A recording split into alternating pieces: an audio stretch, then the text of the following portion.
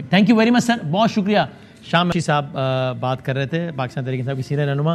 اچھا بھٹی صاحب, اب اگر نا میں یہ والی بات ذرا آپ سے دوبارہ پوچھتا ہوں, آپ ذرا کوئکلی پہلے اس میں رائے دیں نا, پھر میں ذرا صداقت صاحب سے اور شہلا صاحب, آپ کے خیال میں اس کیس کی بنیاد پہ مشکلات ہوں گی تحریک انصاف کے لیے یا کوئی مسئلہ نہیں ہے؟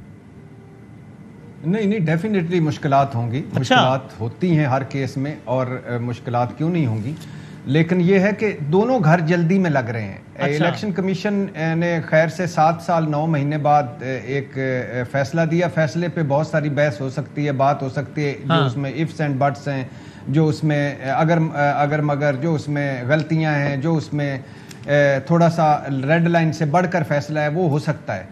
تو لیکن اور یہ بھی ثابت ہونا باقی ہے کہ یہ آگے عدالت میں کہ یہ اچھی نیت سے فیصلہ ہے یا بدنیتی سے فیصلہ ہے. لیکن دونوں دھڑے اس لیے تھوڑے سے جلدی میں ہیں کہ ابھی شوکاز نوٹس دیا ہے, اور اس کا میرے غالباً جہاں تک میں سمجھاؤں جواب بھی دینا ہوگا تحریک انصاف. یہ بھی قریشی صاحب نے کنفرم کیا نا کہ ہم جواب دیں گے. میں پوچھنا چاہ رہا تھا کہ کیا تحریک انصاف احتجاجاً جواب ہی نہیں دے گی, یا دے گی؟ انہوں نے کہا نہیں دیں گے جواب. اب جواب دینا ہے, اس سے پہلے تحریک انصاف ریفرنس وہ ایک لے کے, جو انہوں نے آج واپس لے لیا, ریفرنس کی طرف چل پڑی, اور جواب دینا ہے. ابھی جواب آنا ہے, اس جواب کی پھر اس کے بعد ہائی کورٹ, پھر سپریم کورٹ. اور ہماری حکومت جو مہنگائی, بے روزگاری, غربت میں پیچھے ہے, جو IMF کے پاس جانا یا نہیں جانا 1 مہینہ کنفیوز رہی تھی, وہ الحمدللہ ناسا کے راکٹ کی طرح تیز ہو کر انہوں نے آج سارا کچھ طے کر لیا کہ یہ سرٹیفائیڈ جھوٹا ہے, چور ہے. تحریک انصاف ختم کرو, عمران خان ختم کرو, ان کو کہیں باہر ہی بھجوا دو اور یا سمندر برد کر دو. وہ اس سے بھی تیز ہے, تھوڑا سا انتظار کر لیں. اور اگر میری عدالت جب معاملہ سپریم کورٹ میں جاتا ہے, وہ کسی بات پہ عمران خان صاحب کو نااہل کرتی ہے, وہ سمجھتی ہے کیسا ہے, تو بالکل ہونا چاہیے, ایگزامپل سیٹ ہونی چاہیے ان لوگوں کی, کیونکہ یہ ہمارے اوپر وہ لیڈ کرتے ہیں ہمیں, اور ان پر زیادہ ذمہ داری ہے اخلاقی طور پر کہ یہ جھوٹ نہ بولیں, چیٹ نہ کریں, اور ان پر زیادہ اخلاقی ذمہ داری عائد ہوتی ہے. ٹھیک ہے, اور یہاں ایگزامپل سیٹ ہو جائے گی تو نیچے بہتری آ جائے گی. اچھا میں ذرا گورنمنٹ سے پوچھ لوں, پھر ایک ساتھ صداقت صاحب سے رسپانس لیتے ہیں کہ شہلا رضا صاحبہ, یہ ٹیکنیکلٹیز میں جا کے, مطلب ابھی تو خیر عدالت حتمی فیصلہ کرے گی, 12 الیکشن کمیشن نے کر دیا ہے, ممکن ہے کہ کہیں قانون کی, آئین کی یا پولیٹیکل پارٹیز آرڈر کی خلاف ورزی ہوئی ہو, اور ان لوگوں نے بھی فنڈ کیا, ان کو نہیں کرنا چاہیے تھا. لیکن کیا واقعی اس سب سے یہ اخذ کر لینا ٹھیک ہے؟ یہ تو شاید ٹھیک ہو, شاید اگر آپ کی نظر میں بھی, کہ بھئی یہ دیکھیے فلاں شک کی خلاف ورزی بھی فلاں ملٹا نیشنل نے دیا, پابند نہیں, وہ ان کو اجازت نہیں تھی. لیکن یہ اخذ کر لینا کہ یہ تو ان کو انڈیا فنڈ کرتا ہے, ان کو را فنڈ کرتا ہے, ان کو یہودی فنڈ کرتے ہیں, یہ تو فورن, یہ شاید ایک پولیٹیکل سلوگن تو بن پائے, لیکن کیا یہ ٹھیک ہے اس طرح کہنا؟ اچھا میں نے کہا آج پتہ نہیں کتنے PTI کے لوگوں کو آپ بلا رہے ہیں. چلے میری باری آ گئی, شکریہ بہت. اچھا دیکھیں, بات یہ ہے کہ 8 سال ہر پروگرام میں شروع میں شہلا صاحبہ کو ایک مصرع لگانا ضروری ہے. باری تو آئی کوئی نہیں, شہلا صاحبہ کو بتائیں. ابھی تو صداقت صاحب نے آنا ہے. جی میں بھی انتظار میں بیٹھا ہوں. جی مطلب کچھ کہنا چاہ رہے تھے, کہہ دیتے, کوئی بات نہیں, عادت ہے. اور میں یہ کہنا چاہ رہی تھی کہ 8 سال 9 مہینے یہ بہت زیادہ ہوتے ہیں. 7 سال 9 مہینے اور ایک 7 سال 9 مہینے, ٹھیک ہے. تو یہ بہت بڑا ٹائم ہے, اور اس میں ایک بات بڑی واضح ہے کہ دیکھیے, اسکروٹنی کمیٹی کے ساتھ ساتھ کچھ دوسرے ادارے بھی ہیں جنہوں نے اپنی فائنڈنگز دیں, اور جہاں اس کیس کی 95 سماعت ہوئی, وہاں اسکروٹنی کمیٹی کے 96 اجلاس ہوئے. اب یہ ساری باتیں تو آپ کو پتہ ہے کہ کتنا اس پہ اسٹے لیا گیا, کتنی دفعہ 30 بار التوا کی درخواست دی گئی. یہاں یہ بھی کہا گیا کہ بھائی 6 بار شاید دائرہ اختیار بھی چیلنج کیا گیا, پٹیشنر بن نہیں, پٹیشنر نہیں بن سکتے وغیرہ وغیرہ. جتنا, حالانکہ عمران خان صاحب کا یہ دعویٰ تھا کہ ہمارے دور میں کیونکہ ہم ریاست مدینہ کی طرز پہ جا رہے ہیں, جب کوئی مسئلہ ہوگا تو ہم کہیں گے ہمارے گھر سے شروع کرو, ہمارے.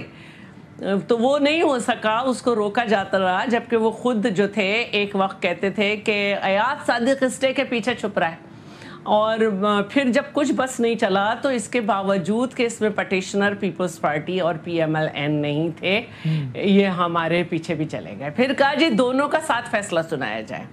تو اب جب یہ آئی ہے فائنڈنگ, تو ان کو شو کاز ملا ہے, اور حکومت کو ہدایت ہے کہ وہ, اور قانون بھی یہی کہتا ہے کہ اگر اس طرح سے ہو جائے تو پھر جو فیڈرل گورنمنٹ ہوتی ہے وہ سپریم کورٹ میں جاتی ہے, اس کے پاس 3 استدعا ہوتی ہیں کہ جی یہ ثابت, یہ چیز آئی ہے, ثابت ہوا ہے, ان کو تحلیل کیا جائے یا ان کی پارٹی کا نشان واپس لیا جائے, اور جو بھی ہے. لیکن جو میرا سوال ہے کہ اس کی بنیاد پہ یہ کہہ دینا یہودیوں کے ایجنٹ, را کے ایجنٹ, یہ تو یعنی ان الزامات کو ختم نہیں ہونا چاہیے پاکستان کی سیاست سے, ہر کسی کو ایجنٹ قرار دے دینا, غدار قرار دے دینا. آپ کو بڑی جلدی خیال آیا, میں تو یہ آواز سالوں سے اٹھا رہا ہوں. جب یہ نواز شریف کو مودی کا یار کہتے تھے میں تب بھی یہ کہتا تھا, صداقت صاحب کو یاد ہے, ان سے بڑے بڑے آدمی کہ بھائی آپ اختلاف کریں لیکن یہ نہ غدار نہ کریں. میری ایک بلاول کہتے تھے, پھر بلاول صاحب نے کہا بالکل صحیح, بالکل کہا, کیونکہ وہ کہتے تھے کہ جب مودی آ جائے گا, اور اس کو جا کے اپنا بیڈ بھی پیش کیا تھا اور کہا کہ جب وہ آ جائے گا تو کشمیر آزاد ہو جائے گا. تو یہ تو یاری دوستی میں ہوتا ہے, ورنہ جو کچھ جو ہے وہ اس نے وزیر اعلیٰ کی حیثیت سے کیا تھا, اس کے بعد یہ گنجائش تو نہیں بنتی تھی. اگر آپ مجھے بیچ میں ڈسٹرب کریں گے تو میں بھی ٹاپک نہیں. شہلا صاحب اگر آپ بھی ذرا ڈسٹریکٹ ہوں گی تو میں اجازت, بڑا بسط احترام آپ سے میں نے تو اب بات کہیں اور چلی جائے گی. اگر وہ مودی کے یار ہیں, یا تو آپ کہیں بلاول صاحب نے غلط کہا نواز شریف صاحب مودی کا یار, یا اگر مودی کے یار ہیں تو آج کل وہ آپ کے یار کیوں ہیں, آپ نے کیوں بنا لیا نواز شریف صاحب کو اپنا یار, وہ تو مودی کے یار ہیں آپ کے خیال میں. دیکھیے جو ان کی ایک بات تھی اس کو تمام لوگوں نے کہا کہ ریاست کے تعلقات ریاست کی سطح پر ہوتے ہیں, اس طرح سے آنا ہم سب نے کرٹیسائز کیا تھا.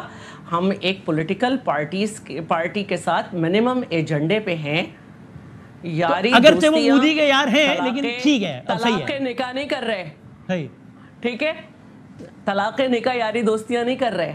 تو میں سمجھتی ہوں کہ مجھے میری بات پہ رہنے دیں. آپ نے مجھ سے بات پوچھی ہے, میں اس کا جواب دے رہی ہوں کہ 3 سال 8 مہینے چور ڈاکو اور پھر ابھی 3-4 مہینے سے امپورٹڈ حکومت, یہ سب کیا تھا.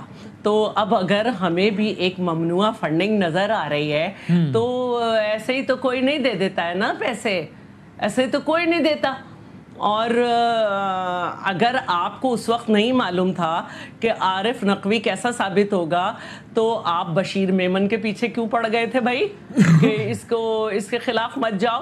ٹھیک ہے, چلیں یہ آپ کا نکتہ ہے. اب ذرا مجھے صداقت صاحب میرا یہ کہنا ہے کہ دیکھیے ایک فائنڈنگ آئی ہے جس کے ہم پٹیشنر نہیں تھے, اور اس کے بعد ہم اپنا کام کر رہے ہیں, کورٹ میں جائے گی بات.